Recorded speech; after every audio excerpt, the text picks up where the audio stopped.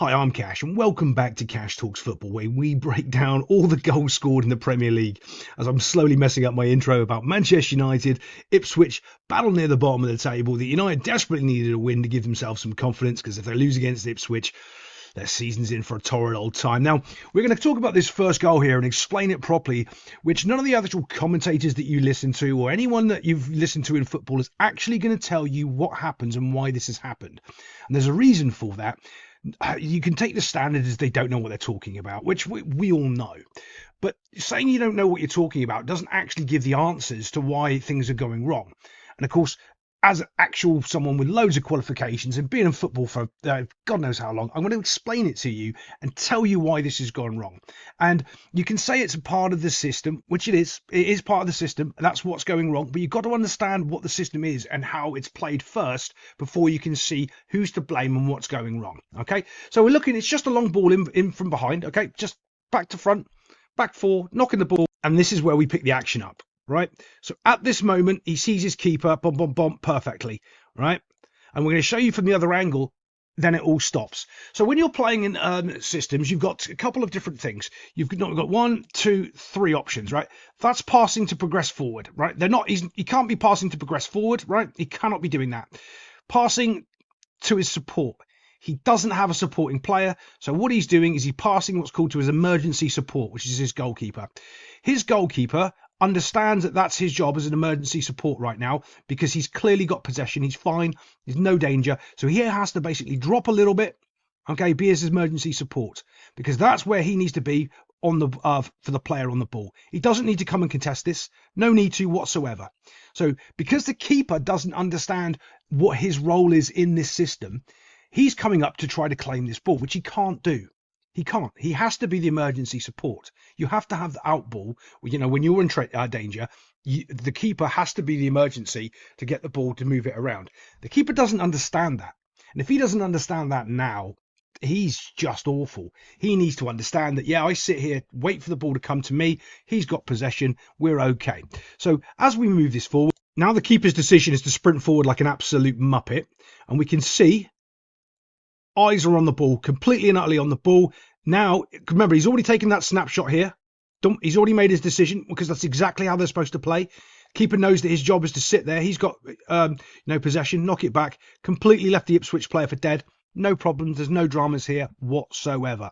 As soon as the keeper steps forward, though, look, he's knocked it to where the keeper was going to be. He expected him to be there, but the keeper has accelerated, run to that position, and just left his defender hung it and dropped. He's like, well, you're supposed to be there. Why are you here? It doesn't make any sense. Let me show you the reverse angle as well, so you can actually see the defender's face, where he's looking, and why the keeper's decision is so poor. Look at his eyes. Where's he looking? Straight up at the ball. The keeper can see this as well, so the keeper knows that, well, he doesn't know where I am. I need to be exactly where he saw me a second ago, and I still need to be that deep line emergency support for him and call him, tell him where the ball needs to go. Doesn't. Look at his eyes, fixated on the ball like he's supposed to be, looking, too late. And in this split second, it's too late for him to actually react and changes what he's doing as that ball's coming down. Because remember, we are stopping this and slowing this down. This isn't real time in a game of football. And his reaction, as soon as he sees it, it's too late. Don't, because he's already knocked it. And then it's all too late. Terrible on both sides. Defender, not so much. It's all on the goalkeeper. Let's move it on, because there's loads of stuff to talk about in this game. Oh, a little bit more about this, because you can explain this for so long.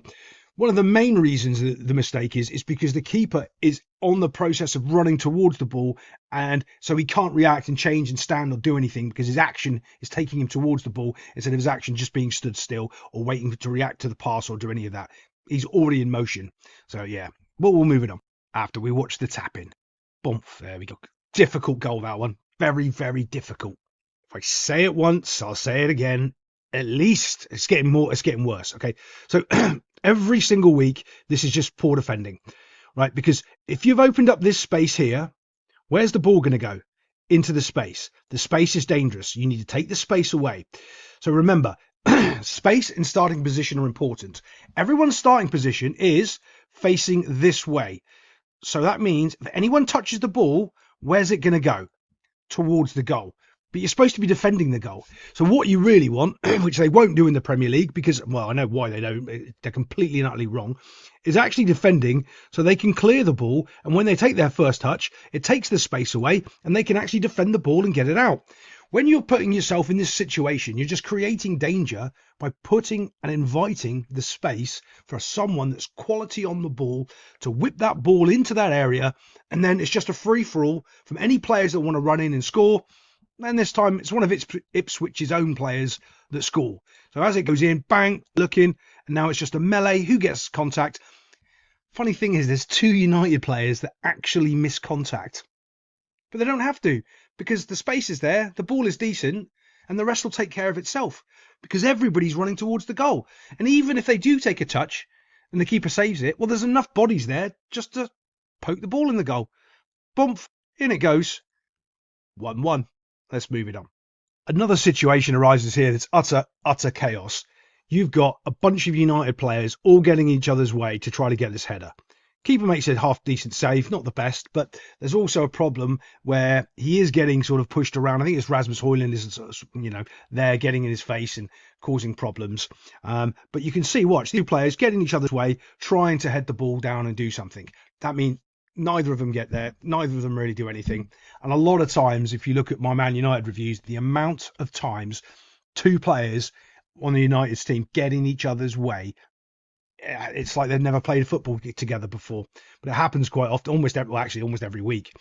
But when the ball drops into this area here, now you're just hoping on the gods that they're on your side, because it's a free-for-all. Who's going to react first? Where's the bounce going to go? Can the keeper get in his hands? In this pouring rain, it's a Sunday League type scrappy goal because, well, the conditions aren't great. No one can really grab a purchase on the ball. Boom. Let's move on just a bit. Boom. There we go. Boom. Drops out here. Now we're just trying to see, okay, can we defend it? Well, we're not even set. We didn't even see the header. It's too fast. It's too paced. And it's just what happens next? What happens next?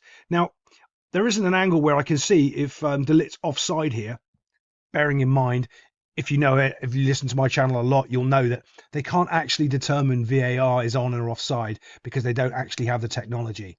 They can't really tell. But drawing the lines on the screen, it's just all a bit of a farce because they don't know the moment that that ball leaves your foot, and that's when you're offside. So they wouldn't be able to tell anyway. And not only that, they don't have the technology to actually draw the lines properly because they don't have the right camera equipment. It's all a farce and it's all a mess. But yeah, people believe whatever they see on TV. Hits the ball, slips. Great save from the keeper. Honestly, absolutely world-class reactions from that distance in this weather. Down, saves it, bump. Now it's who reacts quickest next. That's it. I think it's De Ligt. Is that who gets it? Dump. He's there, gets himself a goal. Scrappy, but you know what? You take them all. Let's move it on. There's a couple of angles you want to look at for this red card, but this is probably the one where you can see he's about to snap his leg and the football's over here.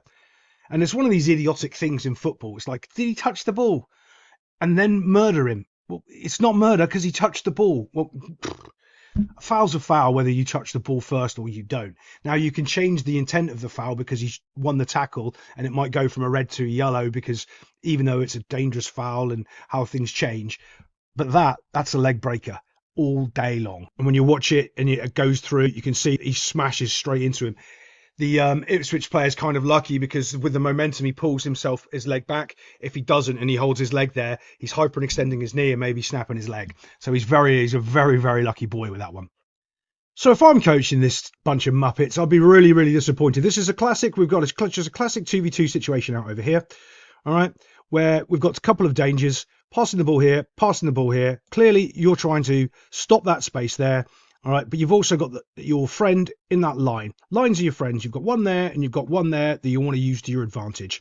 So there's a point that the Ipswich player will go, and he's past that point that you need to worry about because he'll be offside, so you don't need to worry about it, right? So as we move this forward, he's tracked his runner. He's done his job, right? And now what happens is the players change over. This is simple defending. He was defending the ball, okay? And he was defending the run. Now it swaps over. He defends the ball and he defends the run. Why? Because he is in this space here that he wants to go into and he is absolutely nowhere near it. But what happens is, because they're terrible at football, The guy starts running going towards the ball, so he stops. Well, no, that's your space. Like, no. That is your space to close down right there, and you have stopped. The poor defending and understanding of football in the Premier League is getting worse and worse. I mean, that's simple. He's behind the ball. He's irrelevant now. He can't be tackling. He can just cover that player and that space. You need to step in and deal with this problem right here, because there's nobody else to, and you just stand there and let the other guy behind the ball come in. Well, he can't challenge. He can't block the cross. He's on the wrong side of him. You've stood there. He's run 3 yards. Well, actually, probably longer, because he was there, blomp, and he's run all the way to there, and you were there, and you ran to there. Well, what's that distance? Actually, it's a little bit further, isn't it? You could easily have got there, but you didn't, because you don't understand what's going on. Now, there's also another problem, which is over here, where I think it's the Lair again. Is too busy fighting with the player and not watching the ball. As soon as this ball's kicked, boom. Look, he's getting wrestled. The Lit might have actually got there if he was trying to go for the ball, but you'll never know, because he's too busy holding and wrestling with the player. And what is the keeper doing? I mean, this is a slow, bouncy, dribbly cross. There is no way this should dribble into the back post. It just shouldn't. Not at this standard. Dribbles in. Awful. Let's move it on. Okay, so here we are from the winner. Now, it's not like United haven't scored a couple of goals from crosses. Oh, yeah, the last 2 from crosses, yeah. One a corner and one a cross into the box. And their best header of the ball was probably Harry Maguire, let's be honest. And we've got a player trying to mark him that far away. So does that mean you're allowing Harry Maguire to have a free run at the ball? Yes. Is he probably strong and powerful as a centre-back? Yes. You need to be tracking him on his run here, making that job difficult to challenge the ball. Not staring at him like a complete clown. And then what are you going to do? Because you're not even watching the ball. You don't know when the ball's going to come in because you're too busy looking at Harry Maguire. You don't know what he's doing. I mean, this is not marking. And you can say, oh, it's zonal. This isn't how you do it. Like, this is awful. You don't stand and let the player have a free run. When it comes into the box, you can see there's at least a 2-yard gap there where he is nowhere near Harry Maguire, absolutely nowhere near him, and he just gets a free header, thump, straight in. Yeah, terrible defending by Ipswich. It's a shock that you're going to go down. But other than that, I'll see you next time on Cash Talks Football.